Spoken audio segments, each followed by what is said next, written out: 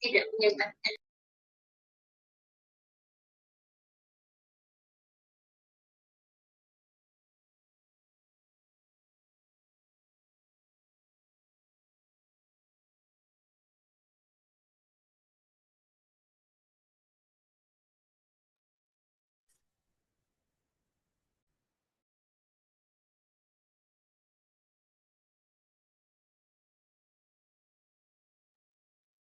Oke, tes. Assalamualaikum semuanya. Apakah kedengaran suaraku?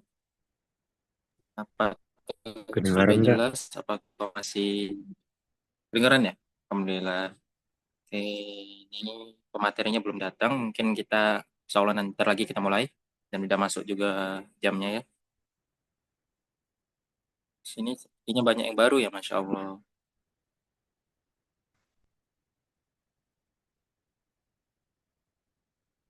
Hmm, tunggu sebentar ya.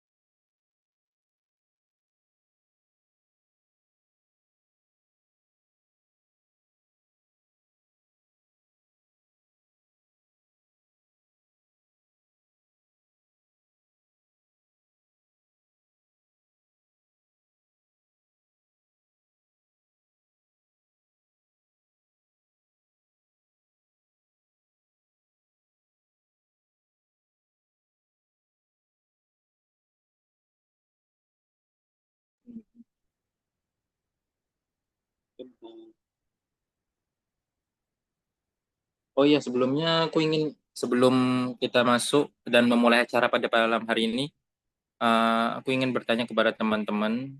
Mungkin di sini ada yang baru pertama kali bergabung atau mengikuti Zoom ini, kegiatan hike ini, atau udah pernah semua sih? Kalau boleh tahu, untuk teman-teman yang ada di sini, yang udah join.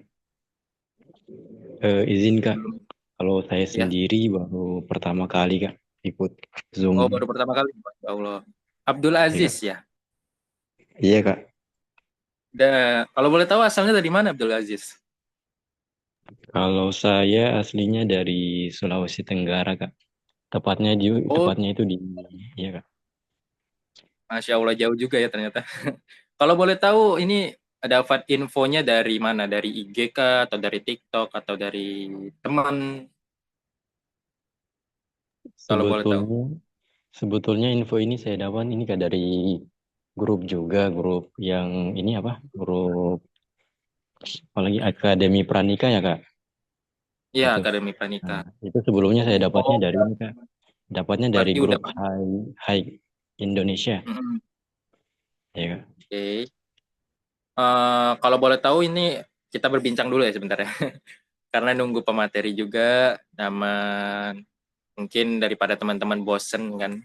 Nah kita ngobrol aja dulu sebentar. Kalau boleh tahu, Kak Abdul Aziz ini ingin mengikuti kegiatan hike pada malam ini karena apa sih alasannya kalau boleh tahu? Kalau untuk alasannya sendiri sudah pasti ini Kak, sebagai bekal ke depannya bagaimana kan Kak? Pasti ya Ya, namanya pernikahan itu satu momen yang nggak bakalan apa ya, nggak bakalan manusia lewatkan dan pasti ya bakal benar. ganggu juga. Nah, dan Masya karenanya Allah. sejak awal itu baiknya dipupuk dibekali awal. Ya, Masya Agar Allah. nanti Semoga ya Kak Aziz ya telah memberikan ya statementnya atau telah berbincang sejenak tadi. Semoga ya nanti yang materi akan yang disampaikan oleh Ustadz nanti semoga bermanfaat juga untuk Mas Abdul Aziz dan atau Kak Abdul Aziz dan teman-teman yang lainnya. Mungkin teman-teman di sini ada juga yang baru pertama kali datang, pertama kali hadir, datang kan ke tempatnya ya, kalau boleh tahu. Ada? Tunggu bentar ya. Oke. Ada yang baru pertama kali datang? Pada teman-teman semua di sini? Atau udah pernah semua nih? Kalau boleh tahu tes dulu, nih asalnya dari mana aja kalau boleh tahu?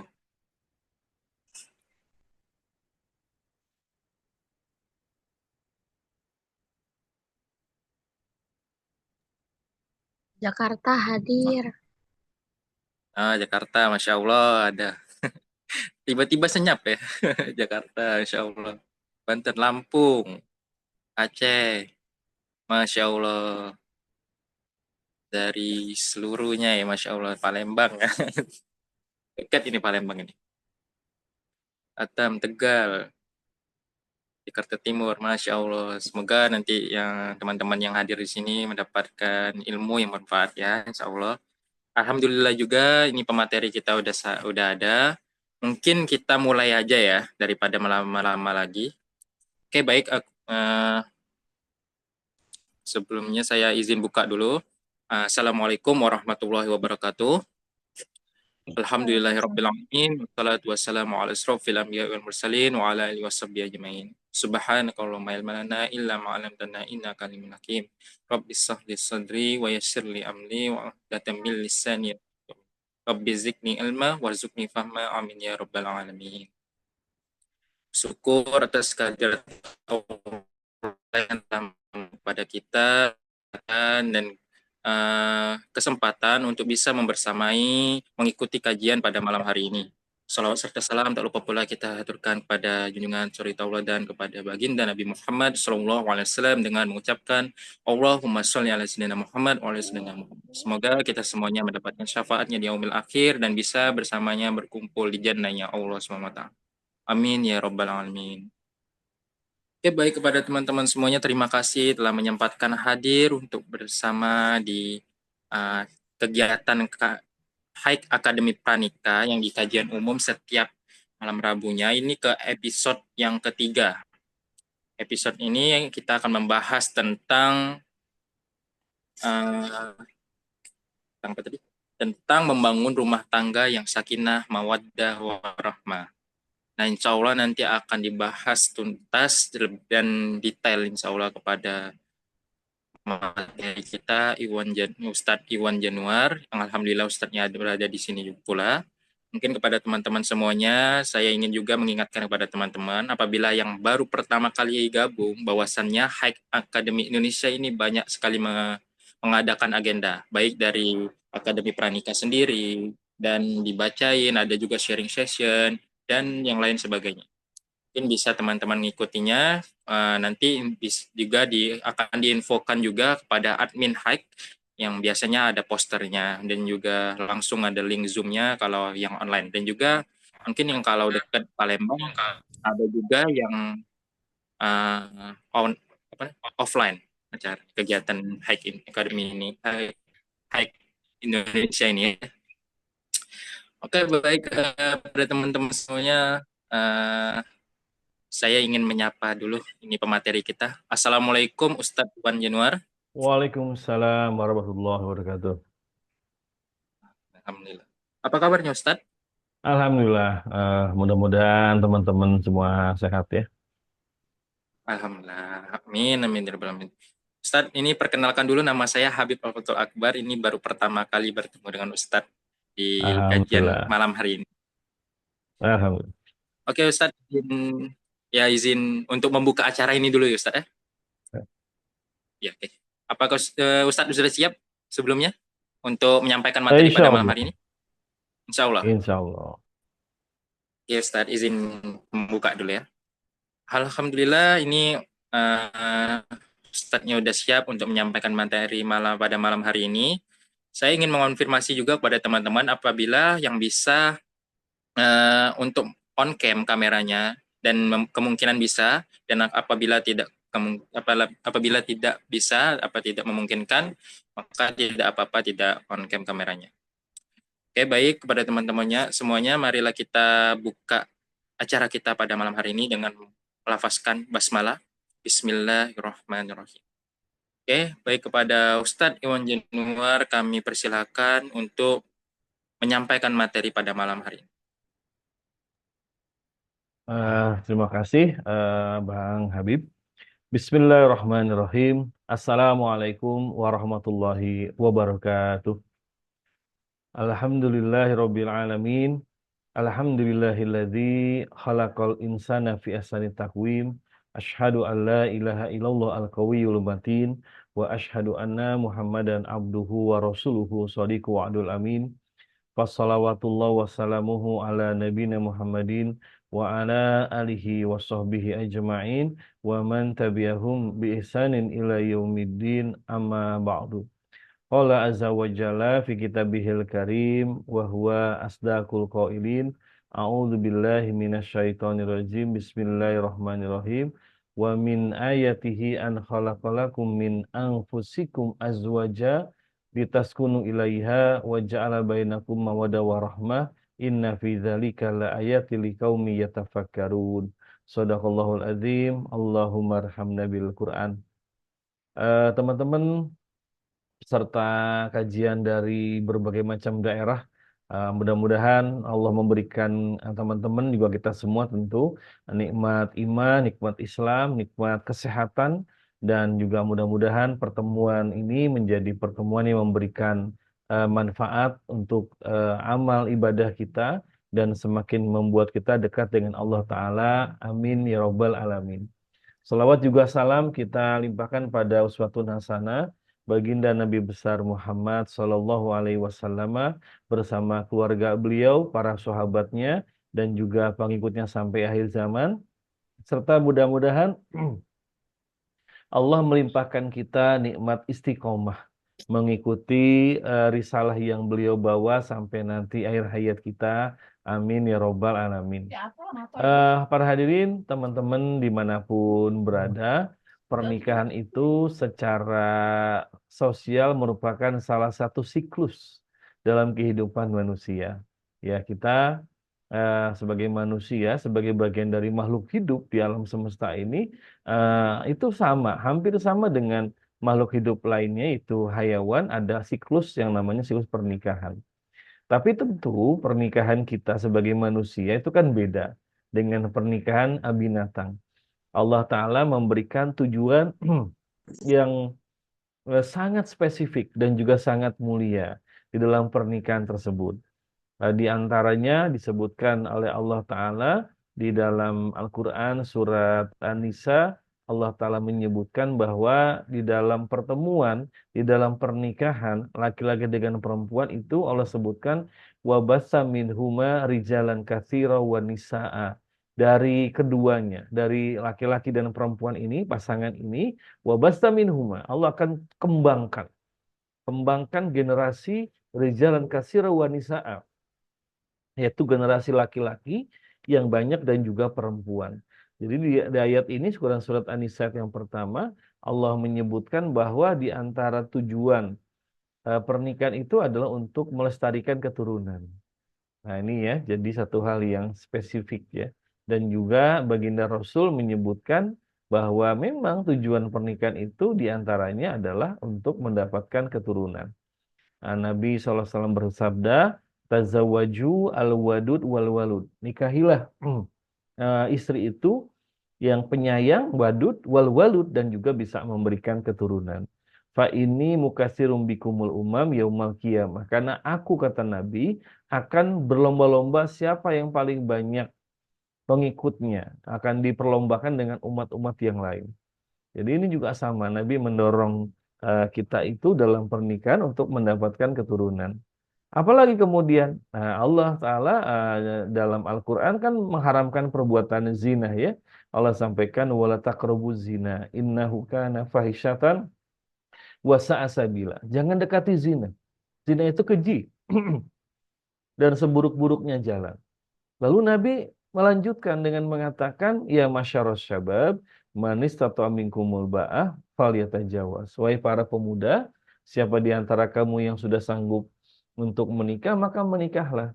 Kenapa harus menikah? Nabi jelaskan, fa'innahu agodulil basor.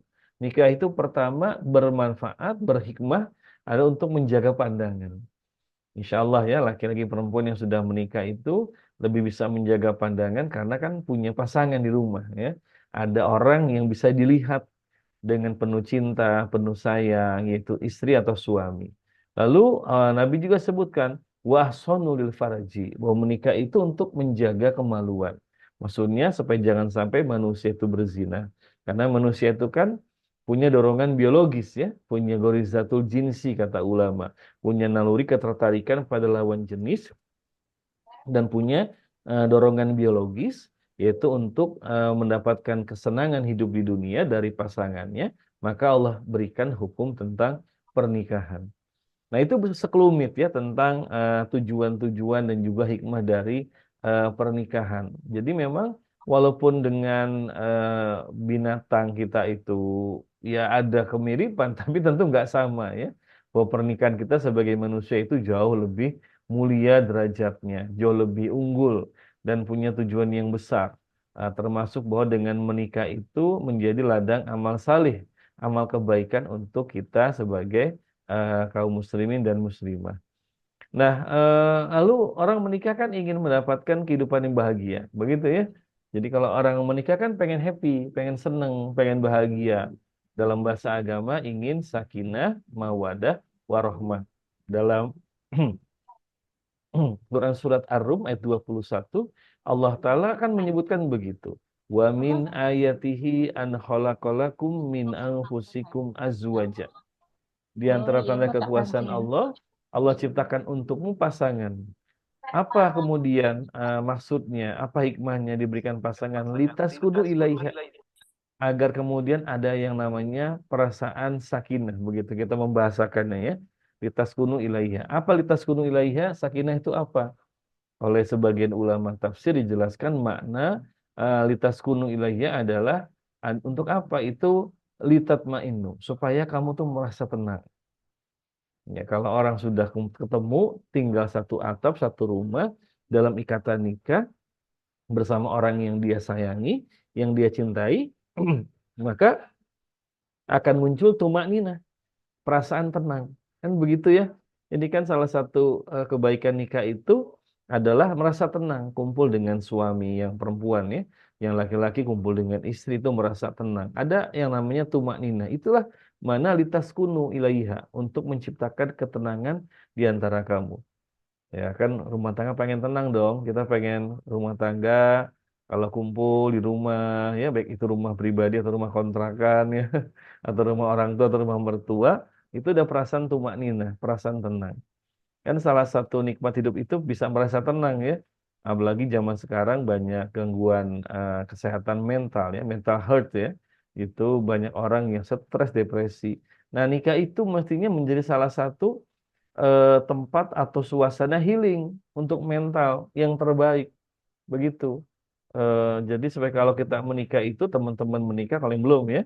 Nanti mudah-mudahan kalau sudah menikah itu ada perasaan tumak nina. Jadi di luar itu stres ya. Yang laki-laki banyak tekanan kerjaan, cari nafkah, segala macam profesi. Begitu pulang ke rumah, ada litas kunu ilaiha. Allah ciptakan perasaan sakinah. Perasaan apa? Tumak nina. Perasaan tenang. Begitu banyak-banyak masalah di luar, pulang ke rumah, tenang. Karena ada istrinya yang bisa menenangkan batin dia. Yang istri juga sama, ya seharian mungkin capek, gelisah di rumah, mengurus rumah tangga, ngurus anak, begitu suami pulang, ada tempat untuk ngobrol, tempat untuk menyandarkan kepala di bahu suami. Nah, itu namanya sakinah, merasa tenang. Jadi itu salah satu hikmah nikah itu untuk mendapatkan perasaan tenang. Eh, tapi ada Pak yang nikah nggak tenang? Ada, tapi kita bahas nanti ya. Kita bahas yang tenangnya dulu nih di sini ya. Itu litaskunu ilaiha. Jadi tumak ninah dan juga litamayalu untuk senantiasa ada perasaan itu terpaut, ya, terpaut, condong, perasaan tertarik dengan pasangan. Walaupun sudah nikah mungkin 10 tahun, 15 tahun, tapi tetap sakinah, tetap merasa ada chemistry, kalau kata anak sekarang ini ada chemistry-nya, nyambung, connect. Itu namanya litaskunu, tamayalu. Jadi ada kecenderungan, keinginan untuk kemudian tetap bareng dengan pasangan. Itu namanya litaskunu ilaiha. Oh iya, saya belum tahu di sini sudah nikah semua atau ada yang belum menikah ya? Atau dominan belum menikah di sini ya?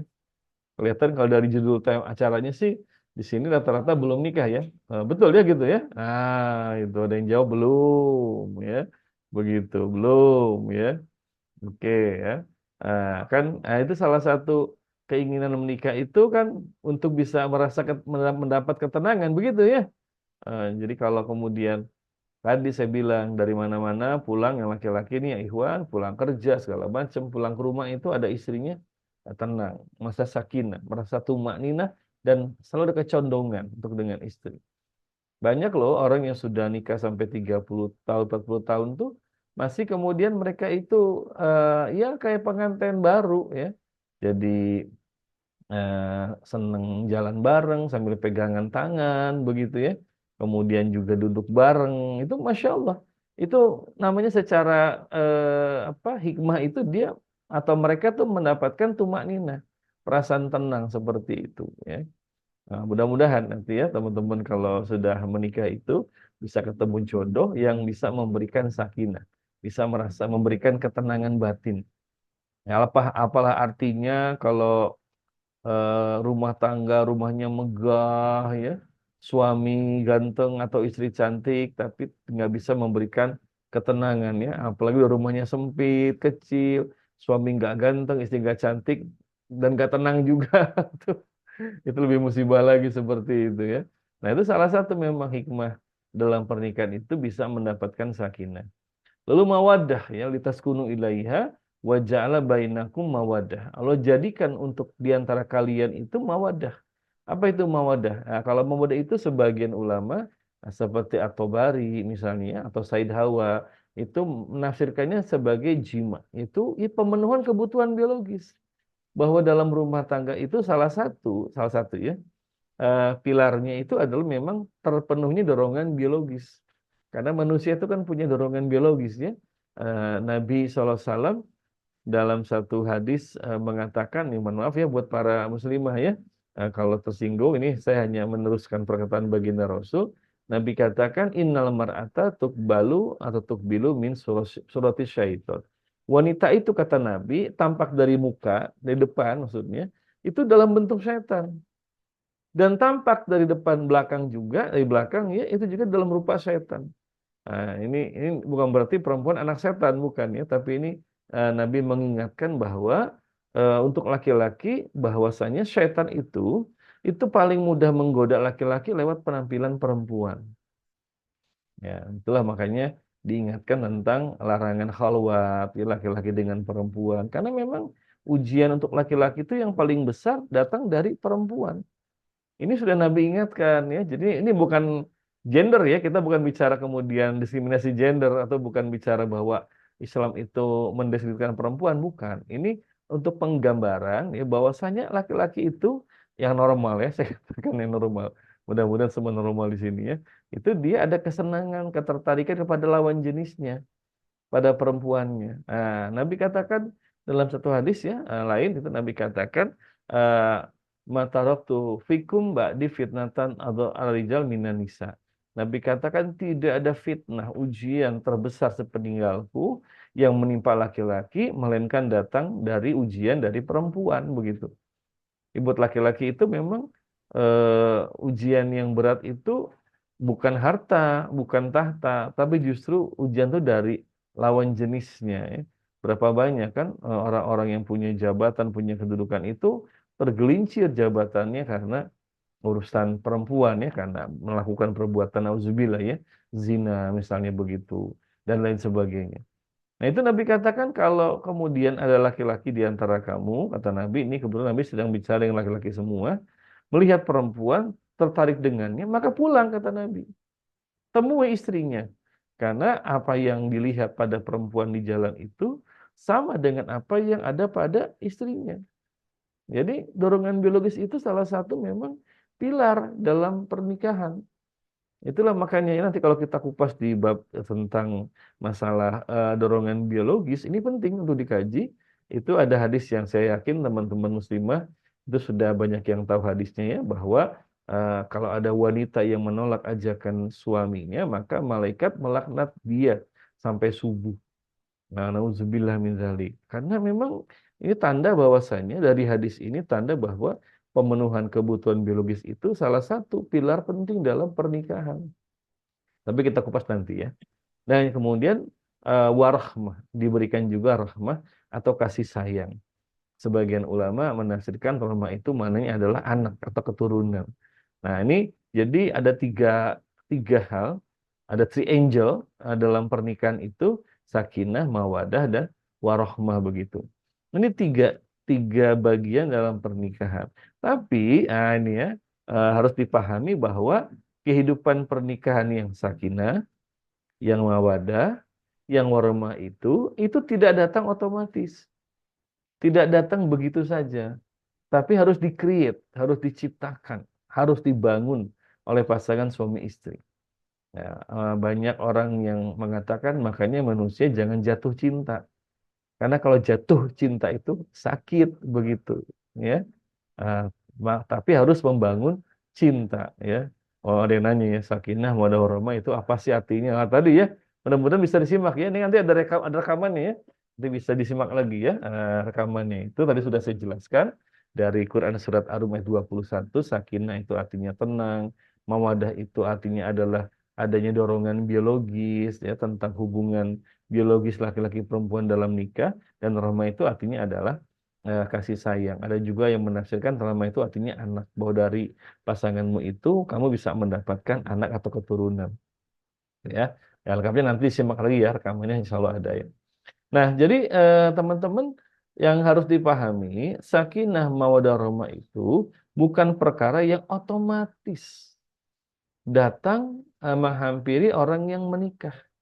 Karena faktanya banyak orang menikah tidak merasakan sakinah, tidak merasakan mawadah, tidak merasakan rahmah. Bahkan tidak sedikit orang menikah itu, ya subhanallah, itu rumah tangganya tidak bertahan lama, setahun, 2 tahun berpisah. Atau ada juga yang masih mempertahankan pernikahan, tapi dengan suasana yang sudah nggak ada chemistry-nya. Sudah ilfil, baik suami maupun istri atau salah satunya. Sudah ilfil. Ya mereka nggak bercerai karena malu saja sama keluarga. Karena nggak enak sama teman-teman, sama tetangga, maka nggak bercerai. Tapi sebetulnya hati mereka sudah nggak menyatu. Pikirannya udah nggak satu frekuensi dengan pasangan. Yang begitu juga ternyata tidak sedikit. Nah, oleh sebab itu, sakinah mawaddah warahmah adalah hal yang mesti kemudian diperjuangkan, begitu ya. Oh, baru sampai rumah. Nanti lihat aja rekamannya, insya Allah ada dia. Kalau nggak salah direkam nanti sama panitia ya, nanti bisa dilihat nanti begitu. Jadi yang namanya sakinah mawaddah warahmah itu harus diperjuangkan, bukan sesuatu yang datang otomatis. Harus di-create, harus dibangun. Nah, tadi makanya ada orang bilang jangan jatuh cinta. Karena kalau jatuh itu sakit. Tapi bangun cinta. Ini luar biasa. Jadi jangan jatuh cinta, tapi bangun cinta. Karena kalau membangun cinta itu, suami ataupun istri akan berkreat, akan berkreasi, berinovasi supaya dengan pasangan itu nanti akan senantiasa bisa merasakan sakinah, mawadah, dan warahmah begitu. Tadi saya bilang di awal, banyak yang sudah kakek-kakek, sudah nenek-nenek, jalannya masih berdua pegangan tangan, ya. Masih kemudian makan bareng, masih kemudian juga tetap merasa tenang. Itu nggak sedikit loh pasangan yang kayak begitu ya. Jadi sering saya lihat itu kalau ada sudah umur 60 masih ada juga yang masih pegangan tangan suami dengan istri. Kalau di mall juga banyak tuh yang muda-muda pegangan tangan ya suami dengan istri. Jadi suaminya megang tangan istrinya. Tapi katanya bukan karena romantis, tapi karena takut istrinya kemana-mana belanja terus begitu, bahkan dipegang tangannya ya, katanya begitu. Jadi teman-teman semua yang Allah muliakan harus di-create, harus diciptakan sakinah, mawadah, warohmah itu. Bukan sesuatu yang datang otomatis, bukan sesuatu yang kemudian itu kayak dari langit datang unika langsung pasti sakinah, mawadah, warohmah. No, ternyata itu sesuatu yang harus diperjuangkan, diikhtiarkan suami dengan istri. Jadi saya ingatkan untuk bisa membangun rumah tangga yang sakinah, mawadah, warohmah itu dua-duanya suami dan istri mesti ikhtiar, mesti mengkreasikan hubungan di antara mereka, mesti kemudian berinovasi. Jadi nggak bisa hanya suaminya, nggak bisa hanya istrinya, harus dua-duanya sama-sama berinovasi, sama-sama berkreasi untuk menciptakan suasana pernikahan yang samara itu sakinah, mawadah, warahmah. Kalau hanya suaminya yang ikhtiar, suaminya udah kerja keras pagi-pagi, ya, pulang malam misalnya untuk menafkahi, sampai di rumah juga dia berusaha menyenangkan istrinya, tapi istrinya jutek banget begitu ya. Istrinya tidak punya apresiasi, nggak punya penghargaan pada suaminya, nggak bisa rumah tangga itu bertahan. Apalagi sebaliknya, suaminya yang punya masalah, istrinya enggak, itu lebih berat lagi. Kenapa saya bilang lebih berat? Karena dalam rumah tangga itu kan pemimpinnya laki-laki, arijalu qawwamuna 'ala nisa'i. Laki-laki pemimpin itu kaum perempuan. Nah, makanya rumah tangga itu bisa merasakan sakinah, mawadah, warahmah itu ini dua belah pihak. Suami dengan istri sama-sama ikhtiar, sama-sama berusaha. Nggak bisa cuma satu salah satu. Jadi kalau boleh dianalogikan, suami istri itu kayak sepasang sepatu, kanan dan kiri. Suami istri juga sama, peran dan fungsinya itu pasti berbeda ya. Jadi suami cari nafkah, istri yang kemudian merawat rumah, mengurus anak. Kan nggak sama ini. Tapi mereka harus satu. Suami cari nafkah harus ingat, nafkah itu dia dapat untuk siapa? Istrinya, untuk anaknya. Istri juga sama, dia tahu suaminya keluar rumah, tapi dia tahu suaminya keluar rumah untuk kerja cari nafkah. Maka dia akan kemudian si istri ini di rumah itu menjaga amanah rumah, dia rapikan, dia bereskan rumah. Kalau sudah punya anak akan diasuh, dibimbing, diberikan makanan, ASI seperti itu. Ini karena dia tahu bahwa rumah tangga itu tujuannya bukan untuk mendapat kemapanan materi, bukan untuk juga mendapatkan harta benda, tapi memang untuk apa? Bisa merasakan sakinah, mawadah, warahmah. Begitu ya. Nah, bagaimana cara mengkreasikan kehidupan rumah tangga itu agar bisa kemudian mendapatkan rumah tangga yang sakinah, yang mawadah dan juga rahmah. Gimana caranya itu? Nah, yang pertama teman-teman apalagi yang masih single ya, yang jomblo fillah ini, ya, jomblo fisabilillah ini, jovisa ya, itu harus dari mulai sekarang ketika masih single, ketika masih gadis, masih dijaka, kemudian sudah punya yang namanya visi, punya proyeksi ke depan. Visi itu kan sesuatu yang kita yakini kita bisa menjadi seperti itu namanya visi. Yang disebut visi itu pandangan. Jadi kalau orang yang visioner itu orang yang dia punya pandangan ke depan. Maksudnya dia sudah punya bayangan. Seperti apa nanti kehidupan yang akan dia bangun. Nah, dalam pernikahan juga sama. Teman-teman yang masih single ini, masih jomblo fisabilillah ya. Kalau ingin rumah tangga sakinah mawaddah rahmah, maka dari sekarang. Dari sejak masa belum menikah ini harus sudah punya visi, punya bayangan rumah tangga yang mau dibangun seperti apa. Nah, kira-kira teman-teman sudah punya belum? Bayangan nanti rumah tangganya mau seperti apa? Ya, kehidupan dalam keluarga seperti apa gitu kan? Apakah sibuk dengan gadget ya? Atau gimana begitu? Itu harus sudah punya bayangan dari sekarang. Karena itu nanti yang akan membantu kawan-kawan untuk bisa meraih sakinah, mawadah, warahmah itu. Jadi jangan menikah itu ya atau menikah aja begitu ya, tapi nggak punya visi. Nah, ini kan salah satu koreksi ya untuk teman-teman yang Gen Z ini yang belum menikah. Semenjak sekarang, sedari sekarang ketika belum menikah harus sudah mulai punya visi rumah tangga yang mau dibangun tuh seperti apa. Anak-anak tuh nanti yang dilahirkan itu mereka nanti akan dijadikan apa. Nah, nanti kan ujungnya adalah maka suami atau istri yang saya cari harus punya kualifikasi seperti ini, punya spek seperti ini. Itu maka dari situlah mulai dibangun ya rancangan rumah tangga agar sakinah, mawadah dan juga warohmah. Itu teman-teman ya. Jadi dari awal nih, dari saat belum menikah harus sudah punya bayangan seperti demikian. Kita lihat kan bagaimana baginda Nabi SAW ya, sebagai seorang ayah ketika apa namanya banyak sahabat ingin melamar Fatimah binti Rasulullah ya, putri beliau itu Nabi menolak banyak pinangan untuk Fatimah, menolak banyak lamar untuk Fatimah. Dan ada satu riwayat diceritakan bahwa Nabi itu sering menyebut-nyebut nama Ali. Nah, akhirnya kemudian sahabat yang itu mengatakan pada Ali, mendorong, memberikan motivasi pada Ali. Ya Ali, Nabi sering menyebut namamu. Datanglah ke sana lamar Fatimah begitu. Kenapa begitu? Karena ya Rasulullah punya visi sebagai seorang utusan Allah, sebagai seorang ayah untuk seorang anak perempuan, itu punya bayangan nanti anaknya tuh harus punya suami seperti ini dan ini. Nah, itu makanya ayah kalian para muslimah mudah-mudahan punya bayangan yang baik ya. Nanti yang ingin punya mantu laki-laki, punya suami untuk anak perempuannya itu seperti apa. Jadi nggak nikah tuh asal menikah. Kenapa menikah sama dia? Karena cinta sih. Wah nggak bisa, nggak cukup. Ya saya sampaikan, saya sudah 24 tahun menikah, Masya Allah, nggak cukup hanya cinta nikah itu. Bener, swear deh. Apalagi hanya, kenapa menikah sama dia? Karena dia cantik sih. Atau karena si laki-lakinya ganteng. Wah, itu nggak akan bertahan lama. Ya, itu nggak cukup. Ganteng dan cantik itu nggak cukup untuk mendapatkan kehidupan sakinah, mawaddah, warahmah. Ya, ganteng itu ada nanti ininya, ada titik bosannya, ya. Cantik juga sama, ada titik bosannya. Apalagi cantik dan ganteng itu kan nanti bisa pudar ya.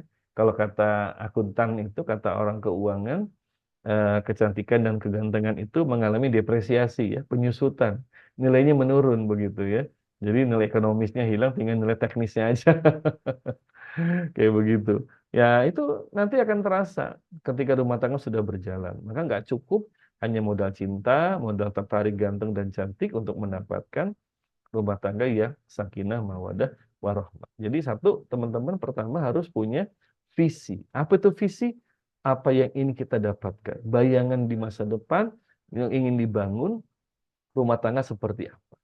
Maka nanti akan berujung pasangan yang saya cari itu harus seperti apa. Nah, ini mudah-mudahan Ikhwan Villa dan Akhwat Villa ini sudah punya bayangan ya, sudah punya gambaran seperti apa rumah tangga yang mau dibangun. Oh, tapi kan belum menikah, Pak. Iya, maka disitulah harus sudah mulai punya visi. Sama seperti orang yang ingin bangun rumah, mungkin dia belum punya tanahnya. Jangankan bangunannya, tanahnya pun dia belum punya, gitu kan. Uangnya pun belum cukup. Tapi dia sudah punya impian. Nanti rumah yang mau saya bangun tuh ya kalau halamannya tanahnya nggak luas ya, hanya katakanlah 80 meter, 70 meter, saya punya bayangan nanti rumah itu kan seperti ini dan ini. Dia udah punya bayangan, punya visi.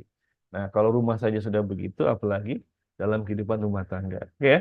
Jadi teman-teman yang ikhwan ataupun yang akhwat, sedari sekarang harus sudah mulai punya visi, punya sesuatu yang bisa dibayangkan rumah tangga itu ingin seperti apa. Sudah punya belum? Ya, gitu. Ya, ada yang sudah punya bayangan? Ya, boleh. Kalau sudah punya bayangan, apa namanya, itu silahkan disampaikan. Udah Pak, gitu ya. Gitu. Nah, baik ya. Jadi bayangan mah udah, alhamdulillah. Ini bayangan apa nih? Bayangan badan atau bayangan itu ya? Ya harus dan bayangan itu harus kemudian apa namanya diazamkan untuk diletakkan begitu ya. Ya, ada juga iya sedih pernah dekat sama seseorang, tapi giliran diajak kajian kayak gini kenapa nggak mau ya? Kak Abati memang dia belum punya bayangan ingin membangun rumah tangga yang sakinah, mawadah, warohmah begitu ya. Karena diajak kajian nggak mau begitu. Seorang laki-laki atau perempuan yang ingin mendapatkan rumah tangga yang sakinah mawaddah warahmah itu, maka dia tahu kemudian langkah berikutnya apa. Setelah punya bayangan, maka langkah keduanya dia tahu apa yang dilakukan. Sudah Ustadz, tapi belum kelihatan hilalnya. Oh, nama calon ini Hilal gitu ya. Nur Hilal atau siapa? Muhammad Hilal begitu ya. Ya nggak mesti namanya Hilal ya. Bisa namanya yang lain lah gitu ya. Jadi ini yang pertama teman-teman ya, harus punya dulu bayangan, punya visi rumah tangga yang mau dibangun seperti apa. Dari contohnya Rasulullah ketika putri beliau itu Fatimah Az-Zahra itu dilamar oleh sebagian sahabat, beliau menolak karena beliau itu punya visi bahwa nanti putrinya itu akan menikah dengan laki-laki seperti apa. Ya siapa? Ali bin Abi Thalib seperti itu ya. Belum menemukan orangnya maksudnya. Ah, iya. Ya nggak apa-apa, belum menemukan orang, yang penting punya punya visinya ya. Gitu. Kan kalau gini, orang kalau misalkan nggak punya visi untuk punya uang, nanti kan bingung dia. Dia tahu-tahu dapat uang 1 miliar, dia nggak punya rencana mau apa, kan bingung nanti. Akhirnya bisa jadi uangnya habis, nggak karu-karuan, nggak bermanfaat, atau kedua stres dia itu, nggak nyangka dapat uang 1 miliar. Nah, tapi kalau orang sudah punya visi, oh nanti kalau saya punya uang 1 miliar itu saya mau lakukan ini dan ini. Kenapa? Karena ini penting, ini penting, ini penting. Jadi begitu, walaupun belum menemukan orangnya, tapi teman-teman sudah punya visi, sudah punya kemudian spesifikasi, klasifikasi calon pasangan itu seperti apa yang dicari. Ya, dan pesan saya, kalau bicara tentang visi calon pasangan, maka yang sifatnya itu tidak menentukan kebahagiaan, jangan ditaruh di prioritas. Jangan taruh di atas, tapi taruh di bawah-bawah. Misalnya apa? Kesukuan. Ya. Kesukuan itu teman-teman nggak menjamin kebahagiaan. Ya.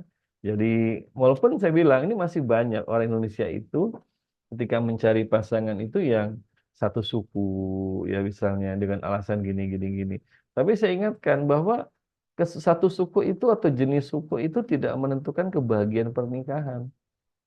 Atau ada juga misalnya saya pengen calon pasangan saya Pak PNS begitu ya, ASN begitu. Misalkan kenapa? Karena lebih terjamin Pak hidupnya. Gajinya tetap, ada karirnya, bisa dikuliahin, ada uang pensiun. Nah, saya ingatkan itu nggak menjamin kehidupan rumah tangganya sakinah mawaddah warahmah. Maka dalam visi ini hal-hal yang tidak relevan, yang tidak berhubungan dengan kebahagiaan, dengan sakinah mawaddah warahmah yang kita raih, itu jangan taruh di prioritas. Jangan taruh di top list ya, tapi taruh di bawah-bawah. Itu yang paling atas itu apa? Itu adalah kalau yang ahwat ya, mencari seorang laki-laki yang betul-betul punya karakter sebagai imam, sebagai pemimpin, sebagai pembimbing dalam keluarga. Nah, ini mas taruh diletakkan di nomor 1. Kalau masalah ganteng mungkin nomor 4 lah gitu ya. Kalau masalah kemudian tingkat pendidikan mungkin bisa nomor 3 atau nomor berapa lah begitu ya. Tapi nomor 1 itu bahwa dia punya karakter, punya tabiat layaknya seorang pemimpin. Karena suami ini buat yang ahwat ya. Suami itu nanti kan memimpin keluarga. Kalau dia tidak punya kemudian keterampilan, kemampuan memimpin keluarga, itu musibah untuk rumah tangganya. Gak sedikit loh laki-laki itu kalau ketika sudah menikah cuek dengan urusan rumah tangga. Kebetulan sama istrinya, Mas mau gini-gini, terserah mama aja. Terserah mama aja. Terserah terus seperti itu. Nah, ini menunjukkan dia ini eh, gak peduli dengan kawamnya dalam rumah tangga. Gitu ya. Jadi makanya visi ini itu harus dilihat, hal yang paling penting ya itu adalah diletakkan di nomor 1. Iman dan takwa. Kenapa harus punya pasangan yang iman dan takwa, teman-teman? Ini untuk menjadi landasan, menjadi asas pondasi dalam kehidupan rumah tangga. Di rumah tangga itu kan kayak bangunan ya, kayak rumah. Namanya disebut rumah tangga, rumah. Rumah itu tidak akan tegak berdiri kalau nggak ada pondasinya. Ya, nggak ada pondasinya segala macam, nggak bisa tegak berdiri lama. Jangankan kena bencana besar karena bencana gempa bumi sedikit pun bisa ambruk rumah itu karena pondasinya nggak ada. Nah, mendapatkan pasangan yang sesama seiman, sama-sama muslim, apalagi kemudian ibadahnya rajin, taat pada Allah, itu pondasi kehidupan rumah tangga. Kenapa demikian? Karena rumah tangga itu, teman-teman sekalian, tidak akan lepas dari ujian. Tidak akan lepas dari kemudian musibah ataupun kenikmatan yang datang dari Allah. Ingat berapa banyak pasangan yang bercerai. Karena apa? Karena tahu suaminya adalah pecandu judi online, ya kan? Itu ganteng dia, punya pekerjaan mapan, tapi ternyata kecanduan judi online, habis nafkahnya untuk judi online. Coba ini kan berarti tidak punya iman dan takwa atau lemah iman takwanya itu. Atau betapa kecewanya seorang laki-laki ketika dia menikah dengan seorang perempuan, seorang muslimah, tapi ternyata si muslimah ini, istrinya ini tidak pandai menjaga kehormatan diri, ya. Suka kemudian balas-balasan status dengan laki-laki lain di media sosial, misalnya begitu ya. Atau misalkan suka pamer foto yang mengekspos kecantikan dia di media sosial. Maka kan kecewa, kan sedih itu. Makanya iman takwa itu adalah kemudian harus menjadi acuan di dalam mencari pasangan. Baik ya. Yang nomor dua, teman-teman semua, yang pertama visi ya. Nomor dua adalah kemudian kita sebagai pribadi muslim itu harus melatih diri, menempa diri agar punya life skill, punya soft skill, punya akhlak, punya juga kepribadian yang islami. Ingat tadi, rumah tangga itu, fisik itu mungkin di awal-awal masih menggebu-gebu, dia kecantikan. Begitu rumah tangga berjalan, yang akan bicara apa? Adalah akhlak, adalah adabnya, adalah kemudian karakternya, kepribadiannya. Betapa tadi saya katakannya sedihnya seorang suami ketika dia mendapati istrinya nggak mengurus anak. Istrinya lebih senang TikTokan. Istrinya lebih senang kemudian jalan-jalan kemana-mana ketimbang mengurus anak. Kan sedih seperti itu. Ya. Saya mohon maaf izin dulu sebentar ya. Ke-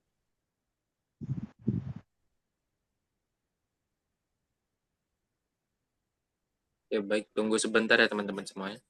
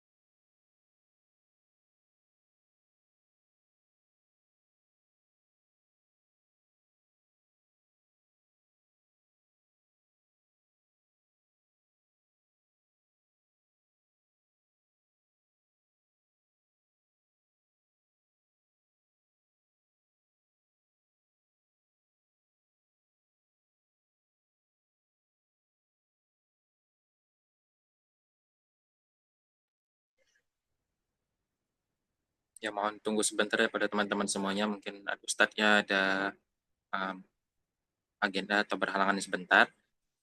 Nah ini untuk mungkin kepada teman-teman semuanya yang ingin ada pertanyaan nanti boleh disiapkan ya dari sekarang untuk dipertanyakan nanti di akhir.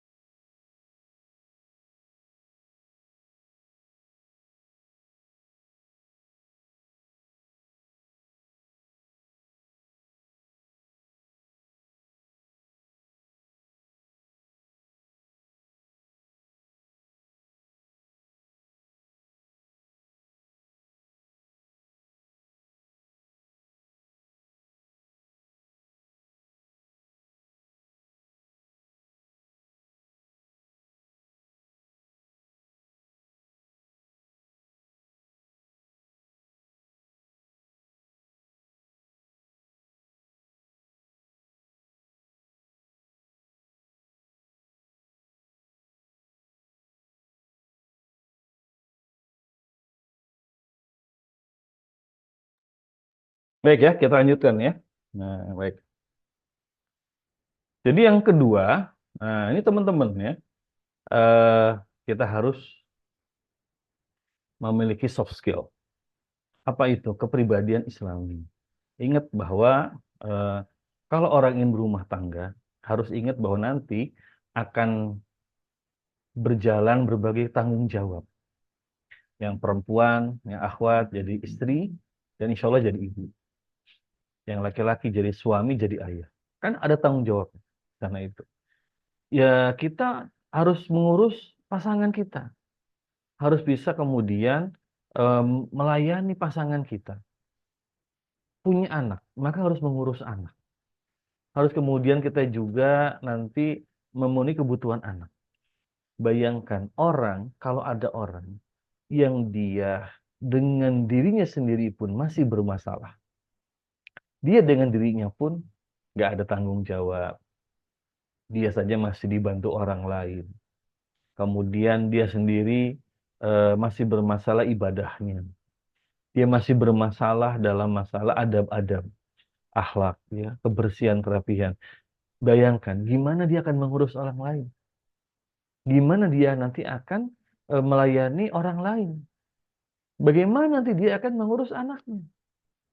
Maka pesan saya, teman-teman, agar rumah tangga ini sakinah, mawaddah warahmah, maka diri kita sendiri itu harus sudah berkembang kepribadiannya. Jadi kepribadian Islami yang matang, yang muslimah, ya, sudah bisa lebih bersabar.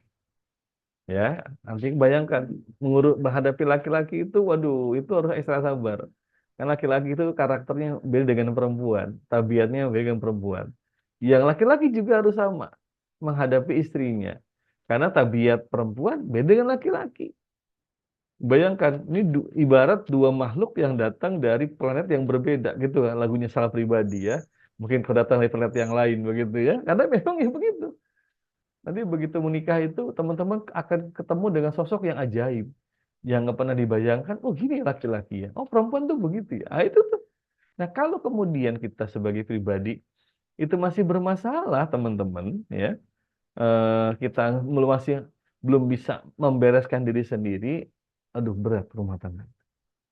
Maka pesan saya, teman-teman sekalian, sambil menunggu datangnya jodoh, sambil menunggu datangnya kemudian momen kepelaminan, maka kembangkanlah soft skill, kembangkanlah kemudian karakter yang Islami dalam diri kita. Bisa lebih bersabar, bisa lebih juga kemudian banyak bersyukur, bisa juga kemudian melatih cara kita komunikasi, bisa juga kemudian melatih diri untuk bisa mengurusi orang lain, bisa belajar lebih ikhlas, ya, ketika menghadapi masalah, bisa kemudian tetap fokus pada solusi. Ah ini nih, masya Allah, sebagai pribadi harus siap dulu. Nah, makanya teman-teman yang masih belum berumah tangga ini, jadi sebetulnya ketika tadi ya dibilang hilalnya belum nampak, jodohnya belum datang begitu, ini satu kesempatan untuk terus meningkatkan kualitas diri. Satu kesempatan untuk terus kemudian meningkatkan jati diri sehingga nanti ketika berumah tangga sudah ya katakanlah tentu nggak ada yang sempurna ya, tapi kita sudah punya banyak sekali keterampilan hidup, sudah punya bekal-bekal adab-adab, sudah punya banyak bekal ilmu untuk membangun rumah tangga. Paham ya yang kedua ini ya? Jadi yang kedua, agar rumah tangga itu sakinah mawaddah warahmah, kita sebagai pribadi itu sudah selesai dengan persoalan kita. Ya tentu berproses semuanya ya. Tidak kemudian ada orang yang sudah 100% sudah tuntas, nggak ada. Tapi berproses. Jadi sambil nanti berumah tangga, itu berproses menjadi lebih dewasa lagi, lebih berakhlak lagi, ibadahnya lebih baik lagi, lebih taat lagi pada Allah dan seterusnya. Karena juga jangan lupa rumah tangga itu kan dia ada fase-fasenya, ada tahapan-tahapannya. Fase ketika awal menikah, tahun pertama sampai tahun ketiga, itu suasananya beda. Kemudian ketika nanti kehamilan, suasananya juga beda. Ketika punya anak juga suasananya beda. Ya, ketika nanti kemudian punya anak lagi misalnya, ya, Itu beda lagi ketika kemudian nanti suami misalnya ya itu sedang mendapatkan ya Allah berikan rezeki yang lapang, lalu datang nanti Allah sempitkan rezekinya, itu beda lagi. Maka fase-fase rumah tangga itu dia tidak pernah flat, nggak pernah datar. Wah, dia itu riak gelombang. Nah, disitulah kematangan kita sebagai muslim-muslimah itu harus dikuatkan di sana. Jadi jangan masuk dalam pernikahan itu dengan skala nol. Jangan, tapi sudah punya bekal, punya kemudian keterampilan menghadapi ragam persoalan, ragam keadaan di dalam kehidupan rumah tangga. Ini yang kedua, ya. Maka saran saya teman-teman sering-sering ikut kajian seperti ini, baca buku, ya, ngobrol dengan kawan yang sudah berumah tangga, ya, ngobrol dengan orang tua, ya, ngobrol dengan saudara yang sudah berumah tangga, agar punya bayangan, punya gambaran, oh rumah tangga itu nanti ada fase begini, begini, dan begini. Jadi sudah punya bayangan dan punya kemudian life skill, punya keterampilan hidup, punya adab-adab, punya ilmu untuk menghadapi persoalan-persoalan tadi. Nah, ini yang kedua ya. Yang ketiga, teman-teman sekalian, agar rumah tangga ini sakinah, mawaddah, dan juga warahmah, untuk kita harus tahu hukum-hukum, harus tahu larangan dan juga perintah Allah yang akan dijalankan dalam kehidupan rumah tangga. Ingat teman-teman ya bahwasanya rumah tangga itu kan amal saleh. Kita ingin rumah tangga itu jadi amal kebaikan. Nah, supaya pernikahan jadi amal kebaikan, maka kita harus mengikuti ketentuan dari Allah Ta'ala. Mengikuti aturan atau mengikuti syariat atau hukum yang Allah tetapkan. Dan jangan khawatir, hukum-hukum Allah itu tidak berat. Dan ketika dilaksanakan mendatangkan kebaikan. Allah Ta'ala sampaikan, "Famani tabahudaya walayadilu walayasqa." Siapa yang ikut petunjukku, falayadilu, tidak akan tersesat. Walayasqa, juga tidak akan sengsara. Ini camkan, garansi. Jaminan dari Allah, kalau kita ikut petunjuk Allah, tidak akan tersesat, tidak akan sengsara. Kalau rumah tangga, pernikahan itu dijalankan sesuai dengan petunjuk Allah, tidak akan tersesat, tidak akan sengsara rumah tangga kita. Yang dimaksud dengan sengsara di sini, teman-teman, itu kata ulama, itu bukan sengsara karena Allah sempitkan rizkinya, bukan. Tapi tidak mendapatkan berkah, tidak mendapatkan kemudian petunjuk dari Allah, sengsara di situ. Ya, berapa banyak orang atau pasangan yang secara finansial itu oke, ya, baik, sudah punya rumah sendiri, punya kendaraan, ya, karir juga bagus begitu, tapi ternyata bubar. Kenapa? Tidak ikut petunjuk Allah, ya kan? Ya, di situ istri menuntut supaya kesamaan hak, ya, kesetaraan gender dengan suami. Suami juga apa namanya sering merendahkan istri, lalu nggak mau ngurus anak, ngomong anak. Nah, ini persoalan yang terjadi karena tidak itiba, tidak mengikuti petunjuk dari Allah Subhanahu wa Ta'ala. Maka yang ketiga, teman-teman, ya, ayo mohon sebelum nanti menikah belajar memahami hukum-hukum yang terjadi di dalamnya. Hukum bagaimana hak kewajiban suami, hak kewajiban istri, hukum mencari nafkah, bagaimana hukum kemudian di dalam kebutuhan biologis, bagaimana hukum nanti tentang adab-adab suami pada istri pun sebaliknya, bagaimana juga nanti adab-adab orang tua pada anak, dan sebagainya. Itu Masya Allah, itu membutuhkan ilmu. Maka ngaji, ngaji, dan ngaji. Agar kemudian kita punya bekal ilmu yang cukup menghadapi pernikahan. Menghadapi rumah tangga, menghadapi kondisi ketika hamil, punya anak, dan seterusnya. Kata ulama, al-ilmu nurun wal jahlu zulmun. Ilmu itu cahaya. Jadi kalau orang punya ilmu, ibarat dia itu punya cahaya dalam hidupnya. Tidak akan tersesat jalan karena dia punya cahaya. Wal jahlu zulmun, sedangkan kebodohan itu adalah kegelapan. Orang yang tidak punya ilmu, orang yang bodoh, maka akan ada dalam kegelapan. Dia nggak tahu apa yang harus dilakukan teman-teman ya dalam rumah tangga itu. Dan banyak sekali pasangan suami istri muslim-muslimah, tapi kemudian tidak punya bekal ilmu, tidak punya pemahaman tentang ilmu. Ya, yang suaminya biarkan saja istrinya keluar rumah nggak nutup aurat. Dia biarkan saja suaminya, istrinya itu jalan dengan laki-laki lain seperti itu. Udah itu aja. Atau seperti kasus film Ipar Adalah Maut kan. Itu kan ketidakpahaman. Jadi konten film, saya belum kan, saya terusnya nggak nonton ya film itu ya. Hanya baca sinopsisnya saja. Itu menggambarkan banyak pasangan yang tidak paham tentang hukum-hukum keiparan. Bagaimana perintah Nabi untuk mengingatkan suami dan istri itu bisa ada bahaya dari ipar seperti itu. Nah, tapi kalau kita tahu, kita paham hukum-hukum ini kan bisa selamat, terjaga keluarga kita. Nah, disitulah maka teman-teman yang nomor 3, bahwa orang yang mau menikah agar rumah tangganya sakinah, mawaddah warahmah, harus ngaji, menimba ilmu, mencukupkan diri dengan ilmu-ilmu yang akan diamalkan dalam kehidupan rumah tangga, dalam kehidupan pernikahan. Yang keempat, teman-teman semua, atau yang terakhir, di dalam pernikahan itu, agar rumah tangga sakinah, mawaddah dan warahmah, maka suami istri harus sering komunikasi, sering dialog, menyamakan persepsi, banyak musyawarah.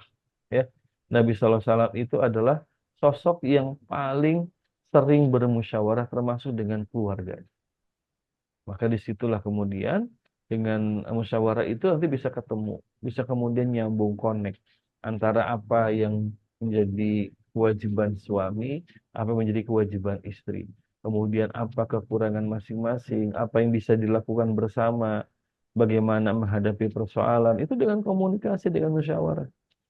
Maka teman-teman nanti kalau sudah menikah, selalu rutinkan waktu ngobrol dengan pasangan. Jangan sibuk dengan gadgetnya masing-masing. Jangan sibuk dengan HP-nya masing-masing. Tapi luangkan waktu untuk ngobrol dengan pasangan. Ya, misalnya ketika dalam suasana santai, hari libur ya, ngobrol dengan pasangan. Apalagi kalau belum punya anak, banyak kesempatan ngobrol dengan pasangan. Atau malam hari menjelang tidur, namanya pillow talk. Jadi obrolan bantal, karena udah di atas kasur mau tidur, ngobrol, ceritakan apa yang terjadi pada hari itu, besok mau ngapain, apa rencana nanti mungkin ke depannya, anak-anak nanti mau sekolah di mana, dan sebagainya. Itu diobrolkan itu. Jangan sampai suami istri ini sering nggak connect, nggak nyambung, karena jarang ngobrol, jarang dialog dari hati ke hati. Ya, berangkat, jangankan urusan panjang pendidikan anak, mau berangkat ke pasar aja kalau nggak ngobrol kan bingung, mau ke pasar mana, sementara di kotanya pasar ada 3 ada 4 kan bingung, mau belanja apa di toko mana. Itu kalau nggak ngobrol, nggak komunikasi, nanti suami sebagai laki-laki kaget begitu ketika belanja, ternyata kok banyak banget belanjanya, karena nggak paham, karena nggak ada komunikasi suami dengan istri. Nah, ini ya. Jadi Nabi itu mencontohkan menjadi sosok yang sering bermusyawarah dengan istri-istri beliau. Ya, saya pribadi ya, kalau mau ke pasar nganter istri, saya termasuk laki-laki yang tidak masalah nganter istri ke pasar. Karena ada laki-laki itu yang nggak mau nganter istri ke pasar karena boring, karena bosen begitu. Mendingan main futsal daripada nganter istri ke pasar begitu. Tapi ya alhamdulillah saya ini ya mau nganter istri ke pasar karena saya dilatih sama nenek saya sama ibu saya. Dulu waktu kecil itu, waktu saya kecil SD, sebelum SD malah ya, itu sering diajak sama nenek saya almarhumah itu ke pasar becek gitu ya, beli ikan, beli daging segala macam. Lalu ibu saya juga sama, suka ngajak saya ke pasar. Jadi ya agak-agak terlatih lah. Walaupun saya bukan termasuk yang bisa nawar barang dagangan ya, tapi untuk keluar masuk pasar it's okay, itu bisa, nggak ada masalah. Apalagi udah pasar modern ya, nah, itu lebih aman lagi. Loh, pasar becek aja saya ke sana begitu ya. Nah, ya teman-teman semua untuk ke pasar aja perlu ngobrol. Itu mau belanja apa di pasar, ya mau beli apa, keperluannya apa, itu kan. Karena kalau nggak diobrolin, tahu kaget nanti, loh ini kok belanjanya ke banyak toko gitu. Nah itu, ini baru ke pasar loh, belum bicara tentang nanti pendidikan anak, ya pengasuhan anak, bagaimana juga nanti mengatur keuangan untuk belanja dan sebagainya. Nah itu kan butuh butuh dialog, butuh komunikasi. Yang terakhir teman-teman ya, bahwa rumah tangga akan sakinah mawaddah warahmah itu suami istri harus sama-sama dekat dengan Allah. Harus banyak takorub, banyak mendekatkan diri kepada Allah. Maka ibadah harus gaspol. Ibadah 5 waktu salat ya udah nggak ada kompromi, kerjakan sebaik-baiknya. Tambah lagi ibadah sunnahnya, baca Qur'annya, sodakohnya, ya. kemudian duhanya, qiyamul lailnya, apapun ibadah-ibadah itu kita kerjakan. Dan perbanyak doa. Banyak doa pada Allah agar rumah tangga itu dijaga, agar pasangan dilindungi, anak-anak juga dilindungi. Doakan anak-anak agar jadi generasi yang saleh dan soleha. Maka yang kelima ini penting sekali teman-teman. Pasangan suami itu harus banyak takarub, banyak dekat dengan Allah Ta'ala. Karena siapa yang bisa memberikan pertolongan kecuali Allah? Ya, Allahumma malikul tu'til mulka man tasya wa tanzimu kami man tasya wa tu'izzu man tasya wa tuzillu man tasya'u biyadikal khair. Ya Allah, kalau pemilik kekuasaan, Engkau berikan kekuasaan pada orang yang Kau kehendaki, Engkau cabut kekuasaan dari orang yang Kau kehendaki. Engkau muliakan orang yang Kau kehendaki dan Engkau hinakan orang yang Kau kehendaki. Pada dirimu lah ya segala kebaikan. Nah, itu kita harus yakin bahwa kalau Allah sudah turun, Allah sudah banyak memberikan pertolongan, gak ada yang bisa menghalangi. Tapi kalau Allah menjauh dari kita, na'udzubillah, maka masalah yang kecil pun jadi berat. Nah, maka harus dekat dengan Allah. Banyak mendekatkan Allah dengan banyak ibadah. Bersama-sama dengan pasangan ya. Jangan cuma satu suami saja atau istrinya saja. Dua-duanya. Bersama-sama dekat dengan Allah, banyak ibadah, banyak takarub, sehingga kemudian Allah pun memberikan berkah pada keduanya. Nah, ini barangkali yang bisa disampaikan pada kesempatannya terakhir. Nah, ini silakan barangkali teman-teman ada yang ingin didiskusikan. Kalau masih ada, saya persilahkan. Saya kembalikan pada Bang Habib untuk memimpin diskusi. Fadhol Mas. Oke. Oke, baik. Terima kasih Ustadz atas materi yang telah disampaikan. Semoga menjadi amal jariah juga untuk Ustadz dan semoga bermanfaat bagi kita semua. Oke, yang ingin bertanya boleh dipersilakan. Para teman-teman yang ingin bertanya langsung boleh raise hand. Oke, kalau misalnya agak sungkan nih, raise hand apa ngomong langsung boleh diketik di kolom komentar ya. Ini ada yang ingin bertanya, Mbak Winda. Boleh silakan kalau ingin bertanya secara langsung kepada Ustadz. Kami persilakan. Assalamualaikum Ustaz. Waalaikumsalam. Suaranya kurang kedengaran, bisa lebih jelas. Apakah suara saya sudah terdengar jelas Ustaz? Sudah. Harus penyampaian Ustaz dan saya ingin bertanya dari apa yang sudah Ustaz sampaikan. Mohon maaf, tolong besarkan lagi Mbak Wina, mungkin Ustaznya agak kedengaran juga. Agak besarkan dikit. Baik. Apa sudah terdengar? Pertanyaan saya Ustaz. Agar terciptanya rumah tangga yang semawah seperti apa yang Ustaz sampaikan tadi, apakah harus selalu terbuka dalam segala sesuatu?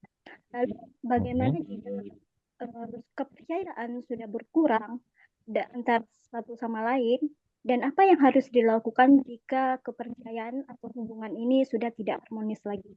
Terima kasih Ustaz. Iya. Baik, saya jawab langsung ya. Nah, Bismillahirrahmanirrahim. Apakah dalam rumah tangga itu semua harus terbuka semua dengan istri? Tergantung. Tergantung pada apa topiknya ya. Kalau topik yang sekiranya bisa menyakiti pasangan, nggak usah disampaikan. Ya. Misalnya ya, ini mohon maaf ya.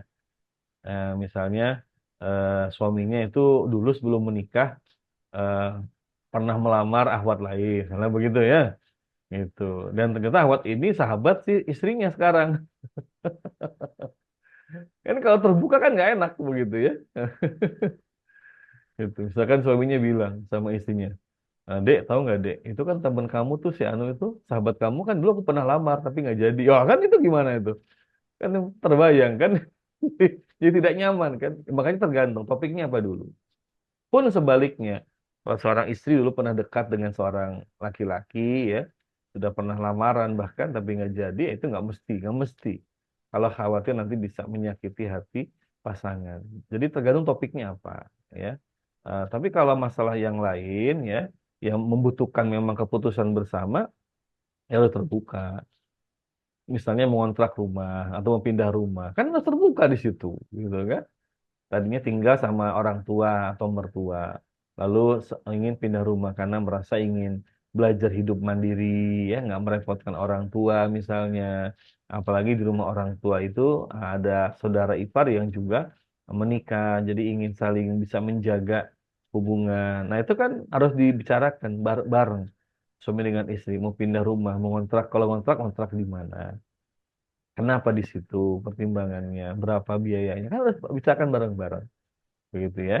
Nah, atau kalau mau beli rumah, di mana belinya? Nah, ada nggak rezekinya uangnya? Nah, itu jadi tergantung topiknya apa. Kalau topiknya itu sesuatu yang memang harus diambil keputusan bareng, ya harus terbuka. Tapi kalau ternyata topiknya sesuatu yang bisa menyakiti di pasangan, nggak usah lah disampaikan ya kepada pasangan. Itu Mbak Winda ya jawabannya. Mudah-mudahan membantu. Baik, terima kasih Ustadz. Semoga terjawab ya Mbak Winda. Ini ada yang ingin bertanya secara langsung lagi? Oh, enggak ada. Soalnya ada pertanyaan dua nih Ustadz dari kolom komentar. Agar Dua pertanyaan. Izin dibacakan ya Ustadz. Izin bertanya Ustadz, bagaimana cara menenangkan hati yang gelisah karena sering ditanya kapan nikah? Dari Mbak Heni Ustadz. Iya, Bismillahirrahmanirrahim. Ya memang itu satu pertanyaan yang ya boleh dikatakan agak mengganggu ya kepada pribadi seseorang, apalagi seorang perempuan, seorang muslimah ya. Gimana cara menyikapinya? Satu, kita atau Mbak atau siapapun yang belum menikah ditanya kapan menikah, maka tempatkanlah pertanyaan itu sebagai bentuk kasih sayang, bahwa orang yang bertanya itu dia sayang, perhatian sama kita, begitu kan? Maka bertanya pada kita kapan nikah, gitu kan? Jadi jangan ditempatkan sebagai sebuah intimidasi atau ancaman pada kita, tapi itu kita pandang sebagai bentuk kasih sayang kepada kita sebagai seorang saudaranya, kerabatnya, ataupun kawannya, begitu. Itu yang pertama. Lalu yang kedua, ya, kita selalu mohon doa pada orang yang bertanya, ya. Misalkan ditanya sama tante, sama bibi atau sama paman, Dek, kapan menikah? Kita minta doanya om ya, minta doanya ya tante ya, supaya aku dimudahkan dapat jodoh yang baik, yang salih atau soleha. Itu jadi kita ini kan dengan doa begitu ya. Kalau misalkan nanti ditanggapi, oh makanya kamu jangan suka milih-milih, nanti malah susah gitu. Ya balas lagi, ya kalau gitu doakan saya ya tante ya, om ya, agar saya dapat memilih laki-laki yang baik, karena kan nanti jadi pemimpin dalam keluarga. Jadi kita sikapi itu POV-nya, POV-nya itu dengan positif, sebagai bentuk kasih sayang, bukan bentuk ingin ngerecokin, ingin kepo dan sebagainya, tapi bentuk kasih sayang. Maka kita minta doa dari mereka, begitu ya. Lalu yang kedua ya, dengan pertanyaan itu, nah ditanya kapan menikah, begitu ya. Maka sampaikan juga bahwa jangan kemudian hal seperti itu menjadi kesedihan bagi kita, ya. Tapi kemudian itu harus kita sikapi sebagai sebuah kesempatan kalau kita belum menikah, kesempatan untuk belajar lagi, memperdalam lagi ilmu-ilmu tentang rumah tangga. Ya kalau ada yang bertanya kapan menikah, sampaikan ya belum ada jodohnya, tante. Ini mungkin Allah nyuruh saya banyak belajar dulu. Nah itu jadi dengan cara gitu kita tidak akan gelisah ya. Yang ketiga banyak berdoa, minta kepada Allah agar hati itu ditenangkan, hati dibuat lapang dada dan sebagainya. Ada doanya ya. Allahumma inni a'udzubika minal hammi wal huzni. Ya Allah, aku berlindung padamu dari kegelisahan dan juga kesedihan. Itu ada doanya. Kita minta pada Allah agar dijauhkan dari kesedihan dan kegelisahan, di antaranya ketika soal pertanyaan kapan menikah. Gitu Mbak ya jawabannya. Oke. Oke, baik. Terima kasih Ustadz. Semoga terjawab ya Mbak Heni. Oke, selanjutnya dari Mbak Sri Puji. Assalamualaikum Ustadz, izin bertanya, gimana cara menanggapi orang yang selalu menyampaikan laki-laki yang nggak sholat untuk dijadikan suami dengan alasan nanti bisa apa ini? Cara menanggapi orang yang selalu menyepelekan lelaki yang nggak sholat untuk dijadikan suami dengan alasan nanti bisa berubah setelah menikah. Itu gimana Ustadz? Iya. Baik. Waalaikumsalam warahmatullahi wabarakatuh. Eh, mengubah kepribadian orang itu nggak gampang. Ya. Nggak gampang. Jadi kalau ada orang mengatakan, nanti kalau sudah nikah berubah. Enggak. No way. Itu tuh sesuatu yang nggak gampang.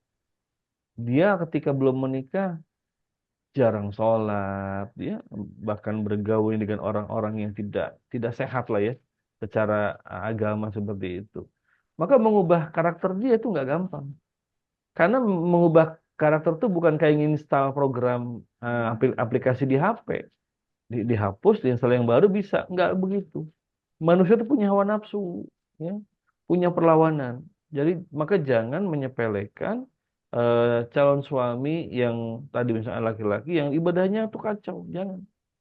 Ya nggak apa-apa, ntar juga udah nikah berubah. Enggak, jangan menyepelekan begitu.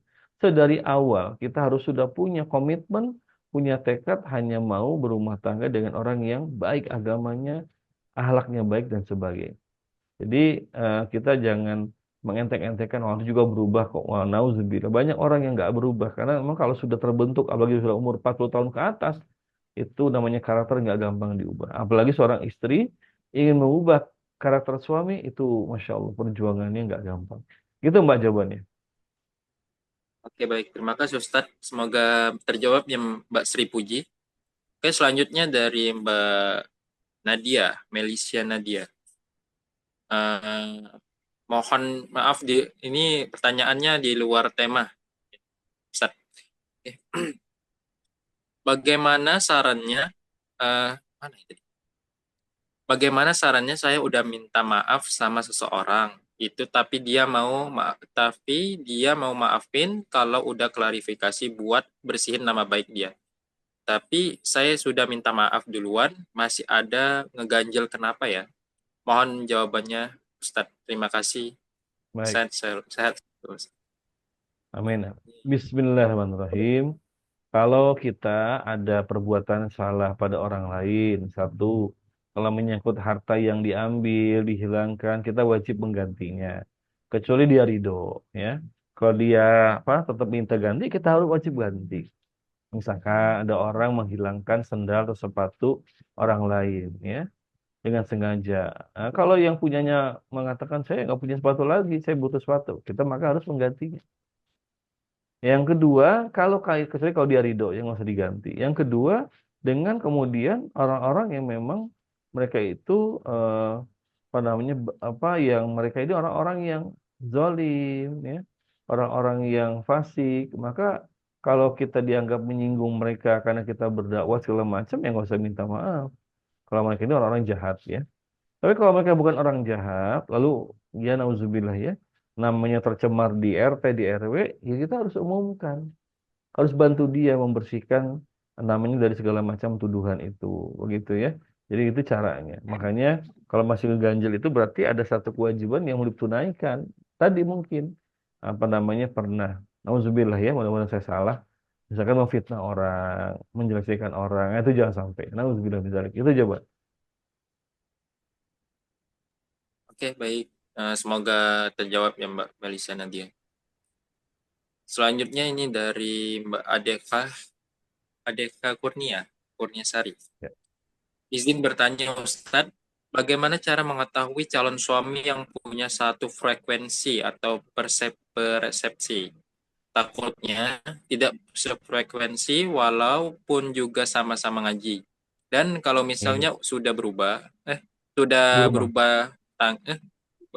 Berumah mungkin maksudnya. sudah berumah tangga nantinya, dan hal yang tidak satu persepsi, bagaimana cara menyamakan persepsi tersebut?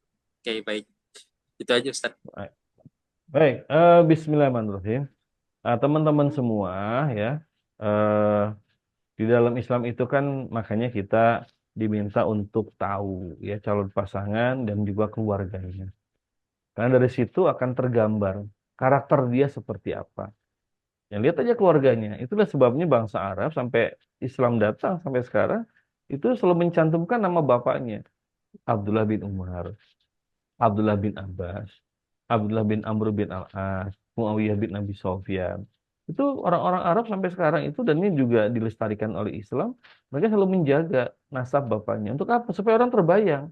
Abdullah bin Umar bin Khattab. Wah, terbawa. Itu dia anaknya Umar bin Khattab. Terbayang kayak apa bapaknya itu. ya, atau misalkan ketemu dengan namanya Sa'ad bin Mu'az misalkan. Oh, Mu'az tuh nama bapaknya, terbayang maka anaknya seperti apa. Ya, makanya pertama kenali dulu, cari informasi tentang keluarga. Misalkan ada seorang ikhwan, dia melamar seorang akhwat, maka dia bisa cari info dari teman-temannya, orang tuanya siapa. Kemudian bisa dilihat circle pertemanan dia kayak apa. Dan lihat juga di media sosialnya kayak apa. Itu nanti akan terbayang orang itu kayak apa, tabiatnya, karakternya itu. Ya, jadi itu harus dilakukan.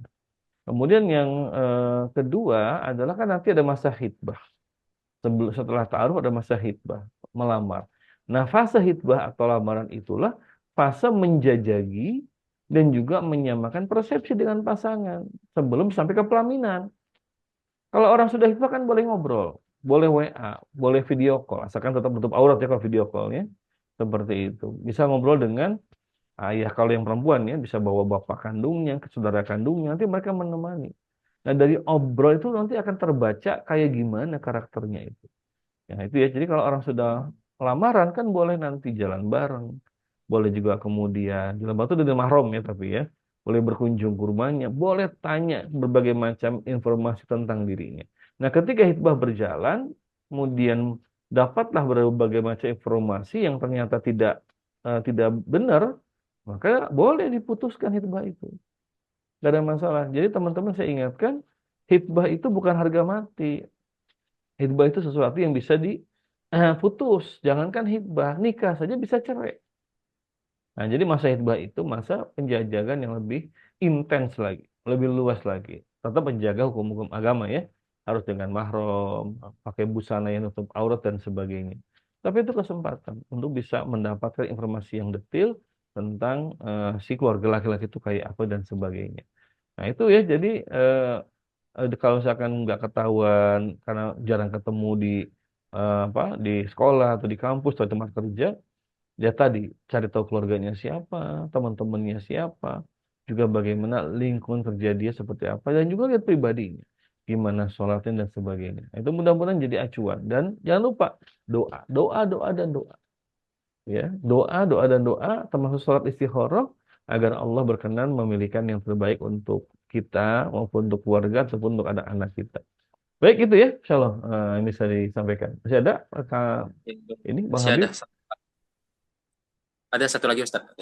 Ini jawaban satu lagi dari Mbak Ica. Assalamualaikum Ustadz, izin bertanya, bagaimana cara kita melihat laki-laki itu benar-benar serius apa tidak?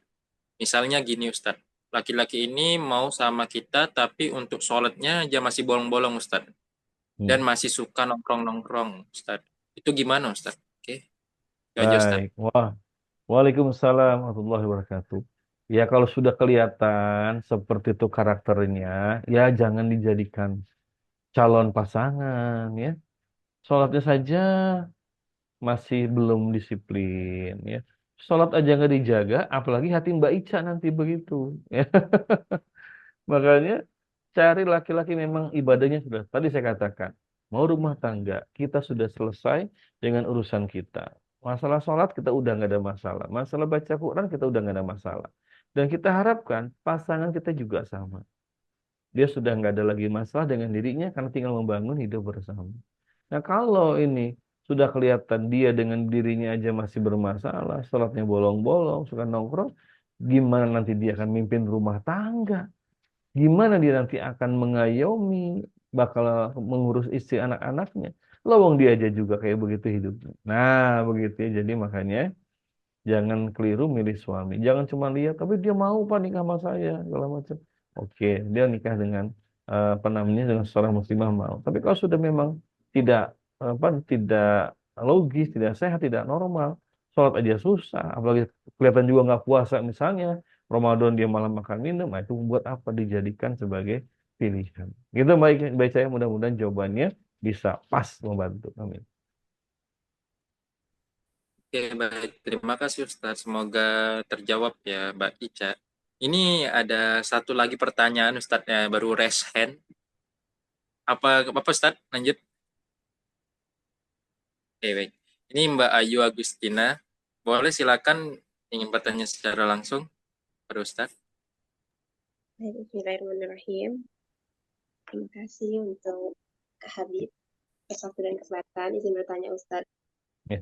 Jadi kan untuk kita yang udah ngaji, mungkin kita kan udah belajar kalau jodoh kita atau takdir kita itu udah Allah tetapkan. Tapi sebagian teman-teman kita kan yang belum ngaji itu kan nggak paham kayak gitu. Kalau jodoh itu udah Allah tetapkan. Jadi memilih jalur misalkan pacaran kayak gitu Ustaz. Dengan dalih ya kalau nggak pacaran lewat mana dapat jalur jodohnya kayak gitu.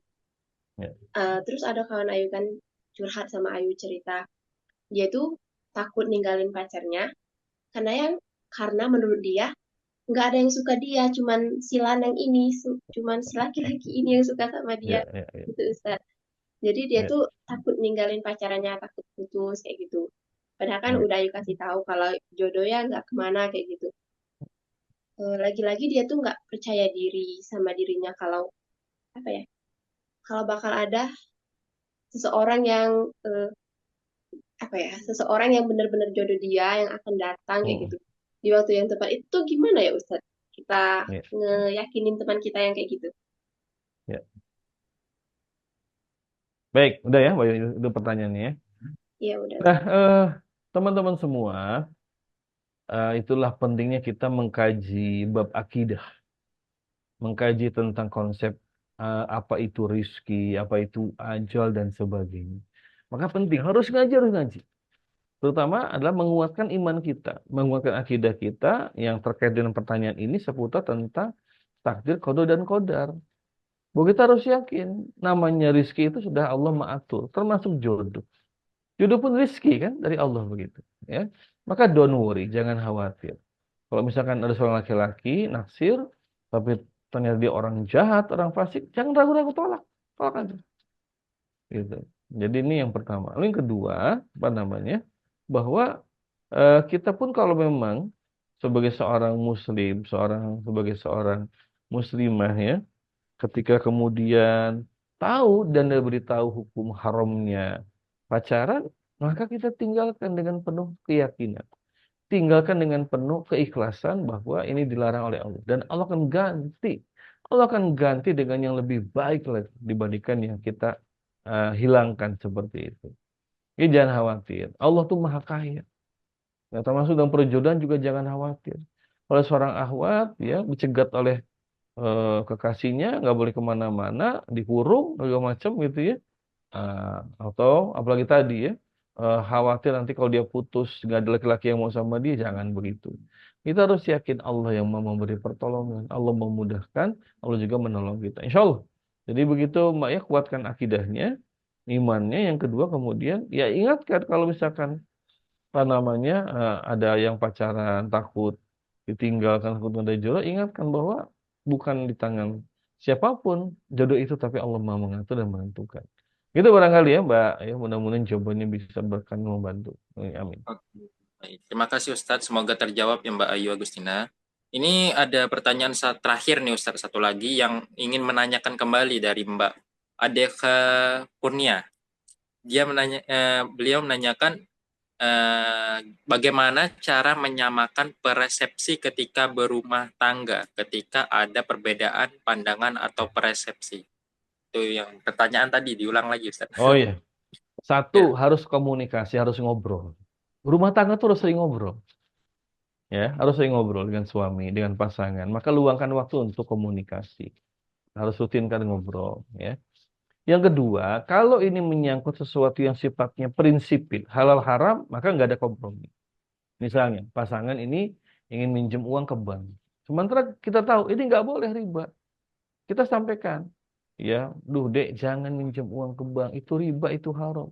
Tapi kan orang-orang juga ke bank gini-gini, ingatkan, ya kita kan harus sadar. Kita ini beramal mengikuti Allah, bukan mengikuti orang-orang. Nah itu, jadi di sini, kalau yang sifatnya prinsipil, nggak ada kompromi, kita bela, kita pertahankan. Halal haram, dan sebagainya, itu kita jaga. Tapi yang kedua, kalau bukan tema-tema yang prinsipil, ya, maka kita ngalah aja, nggak apa-apa, pahalanya besar. Apalagi istri, mengalah pada suami, pahalanya besar. mau ganti cat ruang tamu gitu ya. Suami mintanya warna misalkan biru langit, tapi istri pengennya hijau cerah begitu kan. Ini kan beda persepsi. Nah, kalau yang kayak begini kan tidak mengefek pada kehidupan apa namanya kita di akhirat nanti. Maka saling mengalah saja, saling mengalah, saling menolong, saling mengingatkan. Nah, itulah yang namanya kehidupan rumah tangga ya. Mudah-mudahan itu bisa kita miliki semua. Gitu aja jawabannya ya Mbak ya. Jadi begitulah. Ada yang kita nggak kompromi, ada yang kemudian kita bisa pernah lakukan yang lain. Itu barangkali.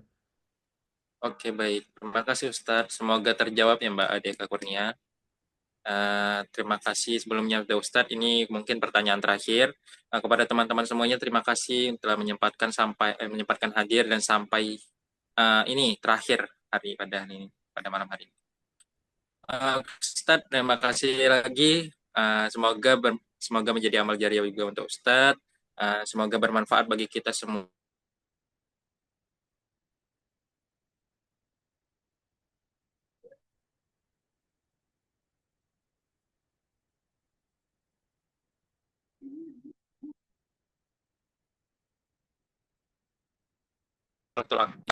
Mohon maaf apabila ada salah atau perkataan atau ucapan yang kurang baik, dan kepada Allah saya mohon ampun. Marilah kita tutup acara kita pada malam hari ini dengan melafazkan hamdalah, alhamdulillahirabbil alamin. Ya. Mungkin jaringannya nge-freeze. Alhamdulillah. Oke, sebelum kita tutup, marilah kita beristighfar 3 kali. Astaghfirullahalazim, astaghfirullahalazim, astaghfirullahalazim. Dan doa kafaratul majelis. Subhanakallahumma bihamdika asyhadu an la ilaha illa anta astaghfiruka. Terima kasih kepada teman-teman semuanya. Saya akhiri wabillahi taufik wal hidayah. Wassalamualaikum warahmatullahi wabarakatuh. Insyaallah ini ada rekamannya, nanti akan di-share oleh admin ya. Oke, terima kasih teman-teman.